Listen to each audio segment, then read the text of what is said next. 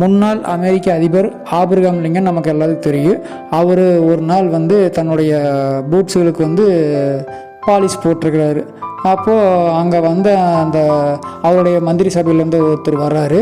அவர் Abraham லிங்கனை எப்போவுமே அவமானப்படுத்த நினைக்கக்கூடிய ஒரு நபர்.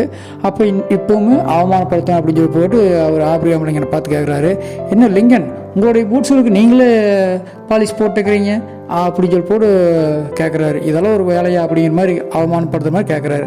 அதுக்கு லிங்கன் அதை அமைதியாக கேட்டு அவர் திருப்பி கேட்குறாரு, ஆமாம், என்னுடைய பூட்ஸுக்கு நான் தான் போடுறேன், நீங்கள் யார் ஷூக்கு பாலிஷ் போடுவீங்க அப்படின்னு சொல்லி போட்டு கேட்டு போட்டார். அந்த ஆளுக்கு வாயில் என்ன சொல்கிறேன்னு தெரில, அப்படியே மூஞ்சில் இல்லை, அப்படியே ஷாக்காகி நின்றுட்டார். ஏன்னா அவமானப்பட்டு போயிட்டார். இந்த சம்பவத்தை ஏன் சொல்கிறேன் அப்படின்னா, நாம் யாரொருத்தர் அவமானப்படுத்தணும்னு நினச்சோம்னா கடைசியில் நாம் தான் அவமானப்பட்டு நிற்கணும் அப்படிங்கிறத இந்த சரித்திர சம்பவம் மூலிமா நம்ம தெரிஞ்சுக்கணும்.